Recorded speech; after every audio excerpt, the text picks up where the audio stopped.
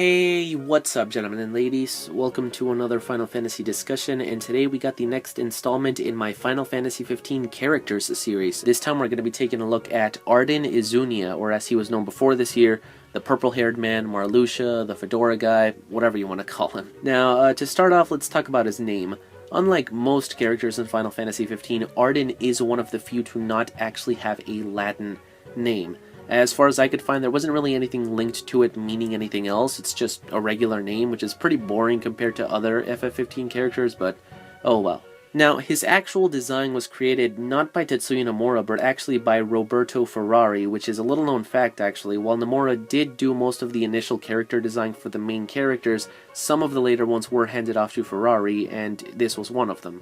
Now, in terms of his actual role in-game, he is a very important player in the Niflheim Empire. As we did see in the active time report from January of this year, he is under Emperor Idolus Aldercapt, which made many people think that he was going to act as the kind of Kefka for Final Fantasy XV, which would make sense for several reasons. For one, we do know that Tabata is a huge FF6 fan, so it would make sense for him to create a character like that, but he also just fits the part when it comes to looks. I mean, he's no clown god, but he's definitely on the goofier side of FF15 characters specifically. However, as we got some more info, people have been starting to say that he might be more like Seymour than anything else, since we now know that while Aldercapt is the Emperor, he doesn't personally participate in the Empire's politics directly. So basically, to use a real-world example for any viewers out there that I have that live in a kingdom, first of all, greetings from the New World. You should come visit. And also, Norway, if you like my videos and you want to give me a free trip to your country, I would not mind it the slightest.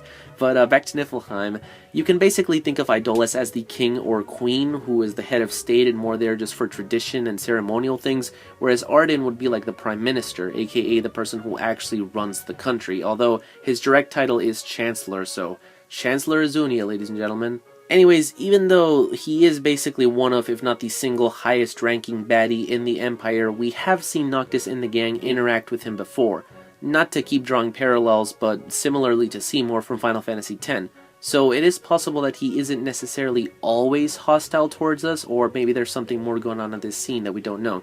This could also be because, while he's very powerful, he is at almost the same level as General Glauca, who is the one that directly commands the Magitech infantry, so technically speaking, those aren't directly under his control per se. However, it is worth pointing out that even though it was Verstil who initially designed the infantry, Ardyn expanded on that and made it what we see currently in things like Episode Dusky. So yeah, those guys that show up while you're in the middle of fighting a herd of mammoths, and once you finally kill all of them, you realize that it took you too long and another group shows up, so you decide to give up and leave. Yeah, you have this guy to thank for that. I guess, besides that, other notable mentions is that we do know that he is going to be showing up in the Final Fantasy XV movie, Kingsglaive.